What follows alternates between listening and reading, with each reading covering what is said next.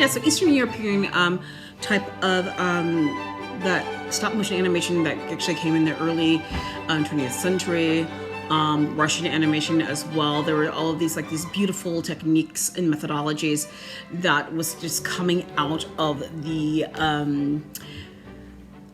Eastern Front under the Iron Curtain, and it was just quite revolutionary at the time. But for the most part, a lot of people in the Western civilization, like in North America, whatnot, or even Western Europe, were just kind of cut off from these types of forms of art and not really being able to. Corbin, you're gonna have to wait. Cut off from these forms of art and not being able to see these things. So, see these different types of art forms. So, how did I get my start in animation that looks like this? Why in the world would I actually have that, being enamored and intrigued by such animation? Well, I will tell you this.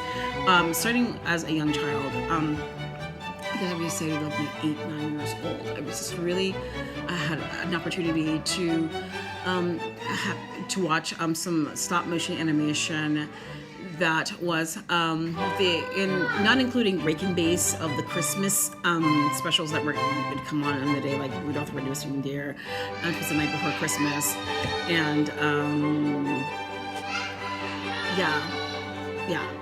Raking Base Productions. Can you please go over and help the girls? Please help the girls. Sorry about that. Doesn't include so those stop motion animation films that I start early watching, a lot of them actually was coming from like the Czech Republic, Russian style stop motion animations that were like early. I really hope this works now. Okay, so we're pretty much cut off, for the most part, from these beautiful methodologies and forms of art of stop motion animation, dealing with puppetry, mostly puppetry animation. Then you had a particular point in history where paper cut out animation, such as Lotte Reiniger. She was a German animator. And she did a lot of her animations on just paper cut and with the multi-camera technique that Walt Disney actually was doing over at his studios. Walt Disney actually made the multi-dimensional camera, leveling camera, quite popular, and it was more or less his signature. But a lot of people during his contemporaries, a lot of contemporary animators during his time used that particular type of form of that multi-camera technique. And so I really love Lotte Reiniger's work. She actually, it was between the 1920s all the way up until the I think she died in 1960, like in the 70s, 1970 or 1980s. And so, those were the particular type of animation that was coming out. You had, a lot of, then after World War II, you were able to see more of a lot, after, World War II, we're seeing like more like snips and pieces of what a lot of the Eastern Bloc countries were doing with their works of art. You have to also understand the communist, blocs, Eastern Bloc countries. Their three priorities of art was theater, opera, and dance. And from those 3 points, which is actually really interesting because those were my 3 fortes of art. My personal fortes of art is the theater, film, and dance.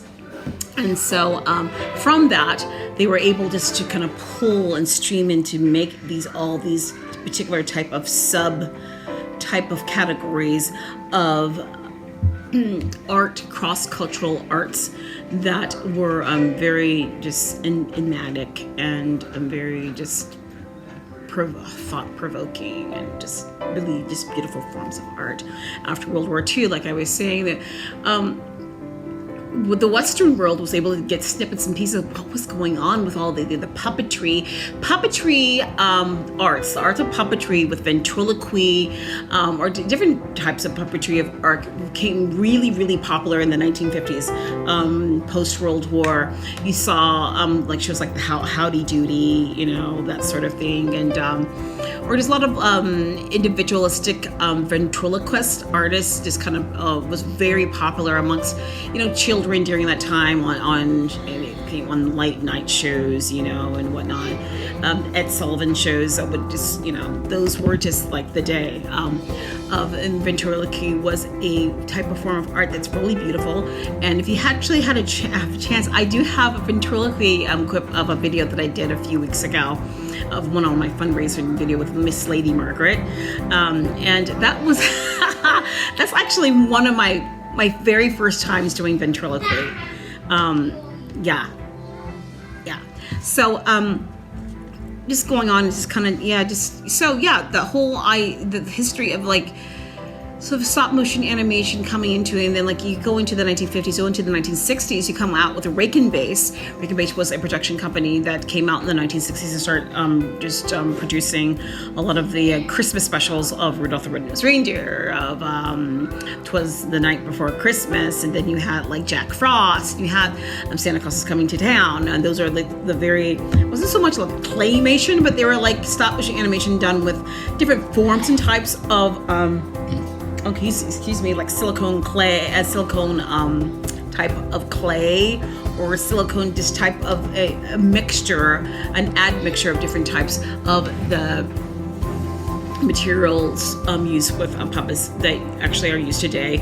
When you see box trolls, when you see Coraline, when you see Paranorman, which is like my incredible favorite, and all of those. And so I really guess I did grow up with Rake and Base. I watched a lot of those like Christmas specials over and over and over and over again, because there was like an interesting nostalgia that I was very much attracted to with that form of, it wasn't kitschy. It wasn't kitschy by any means, by any standards. It wasn't kitschy. It was just this very nostalgic, ethereal, fantasy form, kind of take me away fantasy realm, and I got that feel. It was very much the same feeling when I actually went to Prague for the first time, when I backpacked in Prague after I graduated from university. It was just this phenomenal, very nostalgic, ethereal land of like, in a far away that you just want to just stay there forever. And that type of like that Eastern Bloc, like Russian type animation, I have no idea why. It's always had that take on me, and I've always just processed it as that. So yes. So growing up and seeing all of that mixture of the Rake and Base, being very inspired by what the that whole Eastern European, Russian forms of art were doing, made its way over to American shores. And then I think Jim Henson actually was in a league of his own. His puppetry was not doing ventriloquy. If anything, you're interacting with the puppets. Actually, sometimes though, I have seen, that's not particularly true, because I have seen like Jim Henson, a lot of like late night shoots, whatnot, with Kermit the Frog. He actually does the voice of Kermit the Frog, and Jim happens to be right there talking to Jim. So he has done. I don't know why people kind of always kind of dismiss that, because when he did start doing a lot of the Muppets and more particular Kermit the Frog, because he did the voice of Kermit the Frog, he was doing a lot of time. There's points in history that he was doing ventriloquy. And a lot of people actually seem to forget that. And he was just a Imagineer and a master at what he did. I have a very, very large respect for Jim Henson as just a phenomenal American, just artist of puppetry, and what he branched out in doing with The Dark Crystal, and what he branched out in doing with Labyrinth, and all of these beautiful, beautiful forms of art. And so, yeah, there you guys have it. You know, you suck at the game. Yeah, that's how I was greatly intrigued as a young child until now into what I'm doing. And I will tell you, this film that I'm actually doing now and I'm working on now is an admixture of different types of forms of paper cut out puppetry animation. Yeah, and it's just, hopefully it comes across of just wonderfully woven together, and it speaks volumes. The story speaks volumes, the process, and just the creativity.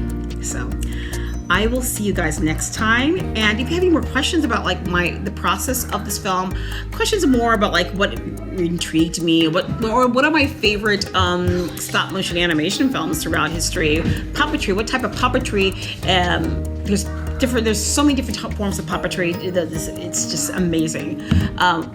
Yeah, ask away. What do you if you have any questions about any of that? What puppetry animation really just defies me, or I'm really greatly attracted to? Just ask away. Comment right below. I'd love to see your comments and ask. And don't forget to subscribe, and like the video, and follow me on Facebook, Instagram, and all the other social media. Thank you. Bye, guys. Hi, thanks guys for stopping by and seeing my wonderful, awesome tutorials. I hope to see you guys again. Thank you for liking and subscribing to my channel and the videos. You can also follow me on Facebook, Twitter, Instagram, and also there's my official website at Zenkiea.com. If you want to buy any type of new art deals, any drawings, paintings, they're all there for you to see. It'll follow you over there. Just follow it over to the square.com website where you can actually buy and make purchases of everything. Thank you so much for stopping by, and I will see you next time.